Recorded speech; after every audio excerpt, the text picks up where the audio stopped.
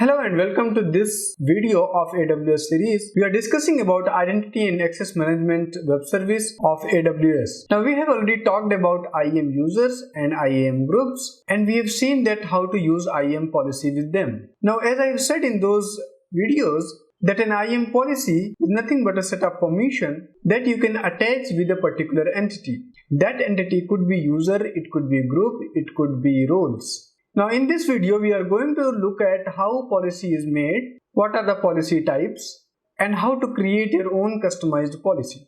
So our approach here would be going to a practical first and looking at the existing policies first, then understanding that how we write an IAM policy or how to edit an IAM policy. As I have already said that IAM policies are something like a heart of IAM module. So whether it's a user, group or role, all of them use policies. So it's very important to understand that how policies are created. Now let's move on and see how a policy looks like. So log into our AWS console and go to IAM Dashboard. Okay, so this is my IAM Dashboard, and here we can see that how many users are there, how many groups are there, how many roles are there, and how many customer managed policies are there. So first of all, policies are of two types based on how they are created. One is AWS managed policy. So AWS itself gives you hundreds of policies specific to a particular AWS service. There are multiple policies in fact for a single service as well. These policies are already created by AWS based on the usage pattern of these services.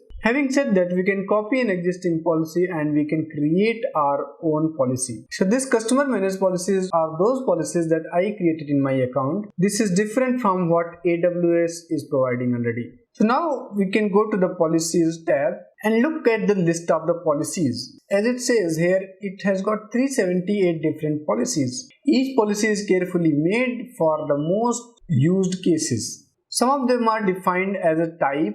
For example, one type is administrator of your account, so that's called as a job function. So if you are creating an AWS account admin, you can give him this particular policy.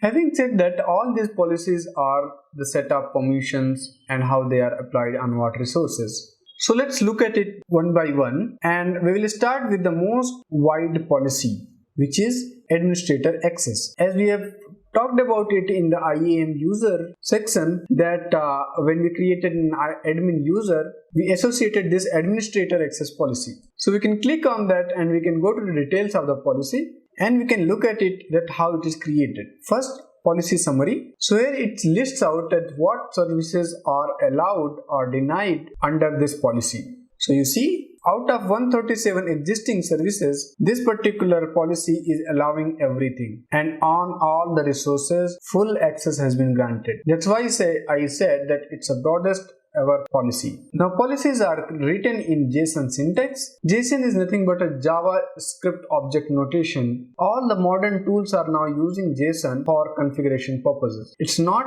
as such a programming language, but is most commonly used while configuring a tool or defining a configuration. So previously, if you have seen things like XML, etc., now JSON is providing the same feature, but it has its own human readable syntax. So you can see it's a JSON document, and these are the basic components of a particular policy. So it starts with the version. Now version would always remain constant as of now. So even in 2018 we are using this particular version. This is with respect to AWS. AWS reads these versions and decides based on that what it can expect from the policy, like what are the various elements in this particular policy. So in the future this version may change, and so can change the structure of policy.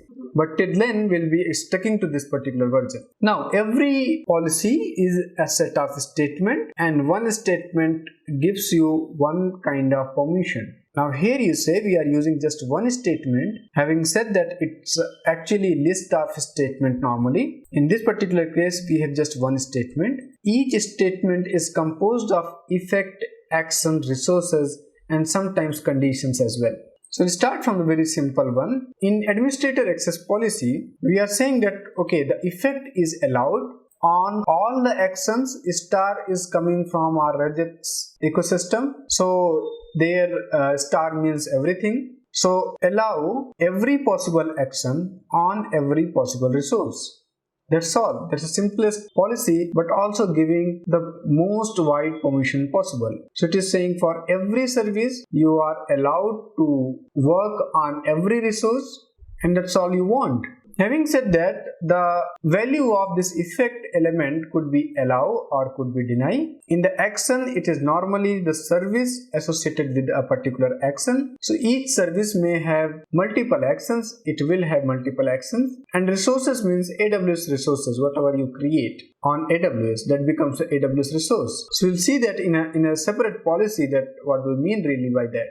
Okay, let's hold on here and now compare it to a different policy. Let's go to policies, and now let's take up some other policy. So if you have better idea about S3, then let's go for S3 policy. Now here in S3, you have got multiple policies related to S3, and I'm going to show you the S3 full access. The objective of this policy is to provide full access on S3 related resources. So here you see there is a tiny difference between what we have in administrator access policy, which is in action. So effect is still allowed, but the actions are limited to only S3 services actions. S3:*, which means all the actions that belong to S3, they are allowed to be performed on all the resources. So if you associate this particular policy to a particular user, IAM user, then that guy would be able to access all the S3 related actions, but nothing beyond that, until unless he is also associated with a different policy. This will become more clear if you go for S3 related other policies as well. So I'll go here, and this time we'll look at S3 read only access. So this is another policy, and if you see it here, now only one statement, the effect is still allowed, but now here under action we got two group of actions. Since we are talking about read only access, so it is saying that all the action that start with get and start with list of S3 service, they are allowed to run under this policy on all the resources possible. So here you see it's get star. Star, it still means everything, but the action has to start with get. And same goes for list. So there are basically multiple actions under S3. For example, there is a get object to retrieve a file. There is get bucket to list the number of buckets. You have get object ACL to find out the permission given to that particular file. And similar to that, you also have got list bucket, list object, and many other actions that start with get and list. These are mainly read operations, and that's why all those actions are allowed under this S3 read only access.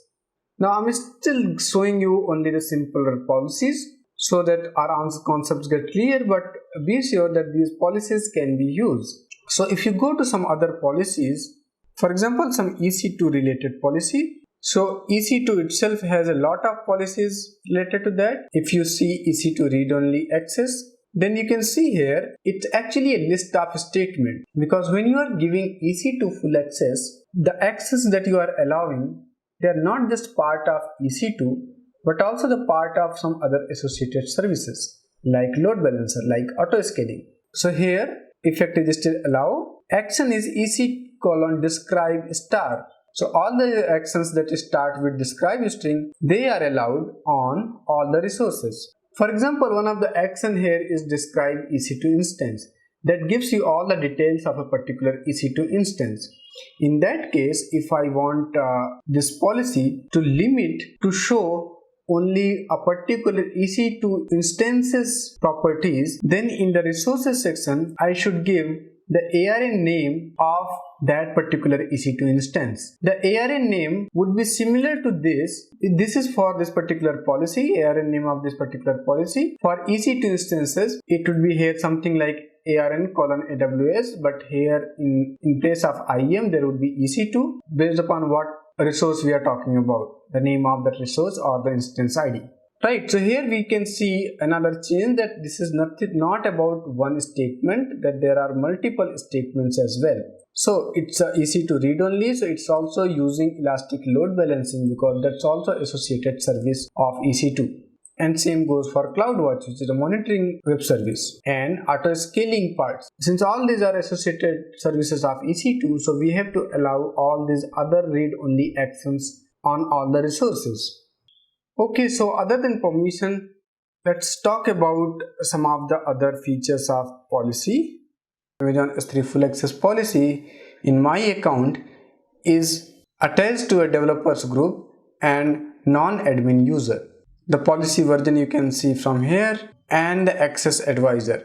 And again here it is basically used to tell that this particular policy has been used when and by whom. So you can keep a track of who all are using a particular policy and are they using it, are they misusing it, is it allowed or not. If you want to review your policies and its attachment to any other entity, you should keep looking on the access advisor. This is the ARN namespace, AWS resource namespace of this particular policy, and this is the description of it. So again, when you are using these policies etc.